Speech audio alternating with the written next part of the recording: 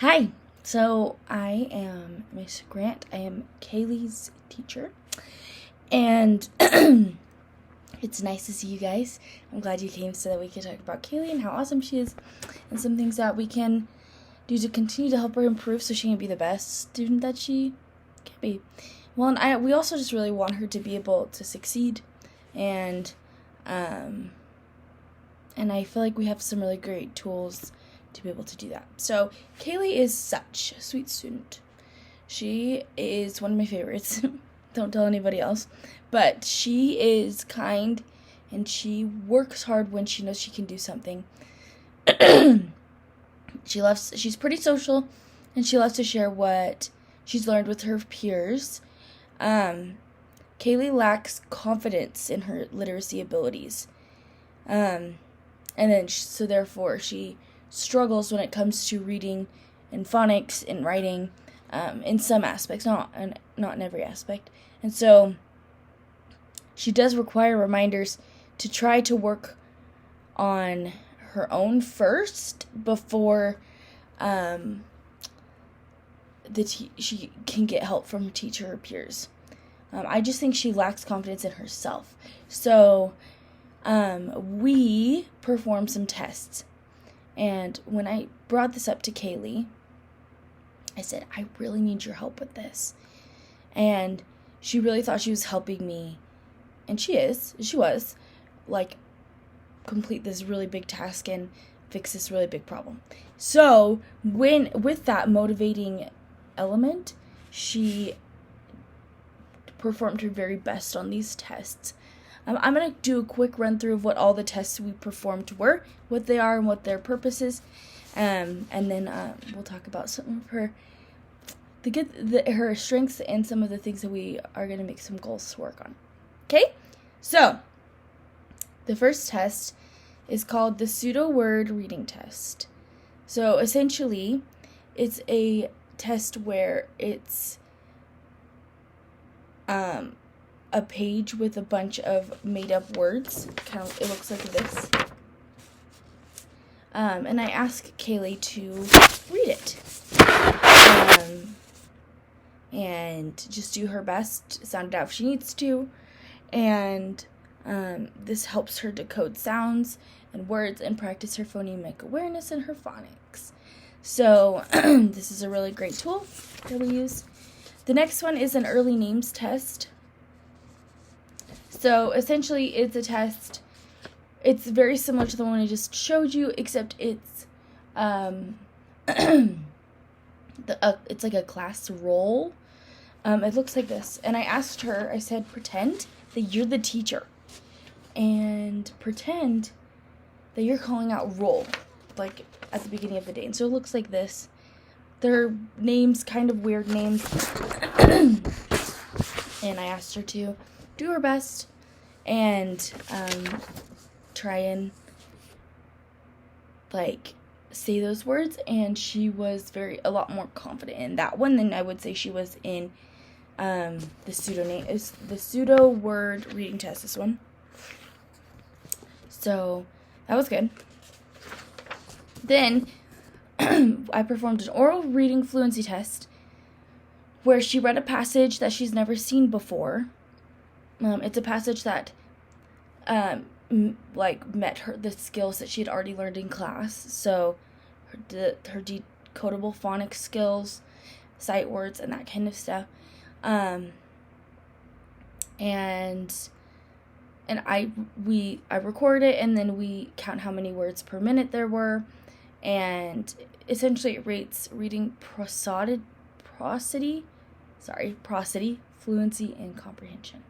So, because at the end I did ask her a couple of questions about what she read. So yeah, and then we have a retelling record. So the retelling record is essentially Kaylee reads a book or she listens to me read a book, and then she tells me what happens at the beginning, middle, and end.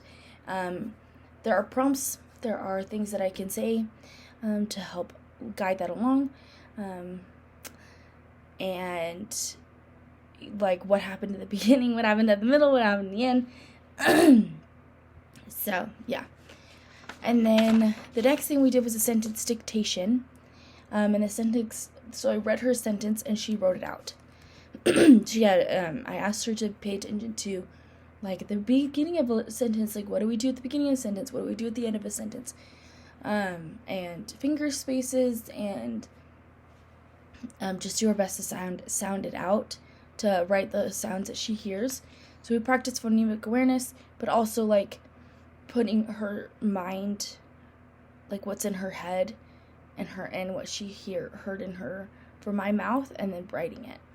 So, and then then I also took a writing sample, 3 writing samples, and I rated them.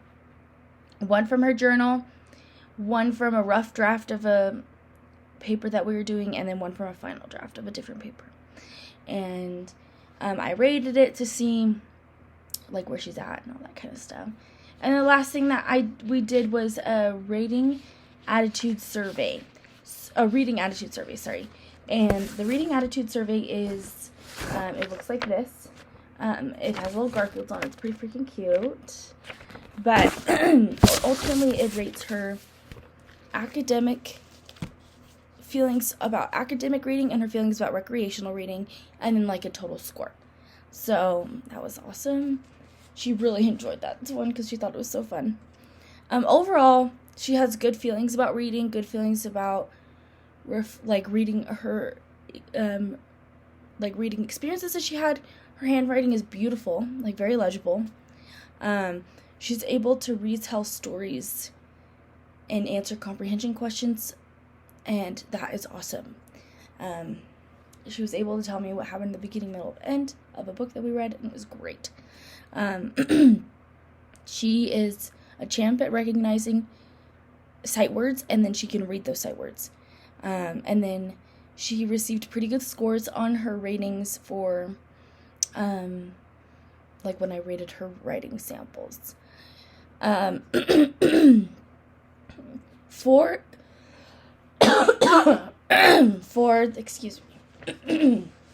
the reading attitude survey, she, like, altogether rated about 60%, which is a pretty good score for a first grader, for being honest. She has better feelings about recreational reading than she does about academic reading, but only by a little bit. And I would say a really good tool that we could use to continue to maintain this strength and make it more strengthened is to make reading an enjoyable experience. To find books that she's interested in, to find ways to incorporate those books in the classroom and at home. So we would need your help with that for sure. For the retelling record, it was a simple text, but she retold the whole text with 100% accuracy. I had no prompting other than, like, what happened at the beginning, what happened in the middle, what happened at the end. Like, I didn't ask her any other cued questions, and she did great. I was very, very impressed. And then the writing samples. All right, let me pull it up. So overall, it rates it on three levels: language level, message quality, and directional principles. So the language level is the words, the alphabet, word group, sentences, like punctuated story, paragraphs if necessary. Message quality is, like, just the message that she could try to convey. And then the directional principles are, like, did she write left to right, top to bottom? Did she have punctuation? Did she have finger spaces between her words? Did she have capital letters when necessary? So overall, for her language level, it was a 3 out of 6. Her message quality was a 3 out of 6, and her directional principles was a 5 out of 6. So she did really well. She had an overall very positive score, and I think something I want to see her continue to do is write in a journal. So we write one every Friday, but I think it would be really beneficial for Kaylee to strengthen the language part and the message quality part if she had an opportunity to write at home as well. And so I'm going to send her home with her journal. And if you guys could help her feel happy and excited about writing and give her prompts or ideas of prompts and stuff like that, that would be super helpful. Okay. Kaylee struggles with a few things. She struggles with phonemic awareness and phonics, meaning like being able to tell the difference between a couple of letters, like I and T, which is an interesting one. I've never seen that before. But I think it's the way that it's written and how it looks. So a capital I and a capital T and a lowercase I and a lowercase t. So that she has a hard time differentiating that when she's like reading. M and N, which is normal, and then P, B, and D. So they all, like when they're lowercase, all look similar. And she gets those confused sometimes. And then the other one was her reading fluency that I was a little bit more concerned about than other things. So for the pseudo word reading test, she received a total score of 62 out of 100. And like I said, she was a little bit like more worried about this one. Like when she came to a word she didn't know, she just didn't do it. Like she just like, I don't know. And she wouldn't move, she wouldn't try. So I just feel like she totally could. I've seen her do it before. So I think she just lacks confidence in that one. And then for the early names test, I can give you like where she struggled the most on that, on like a breakdown. She did a little bit better on this one. She's not able to see like blends or like the sh sound or the ch sound. She like separates the s or the k, and so it's not s op, it's not hop, it's sh op shop. And so that's something that we're working on, and that this is the part where I saw the issues with the letters the most.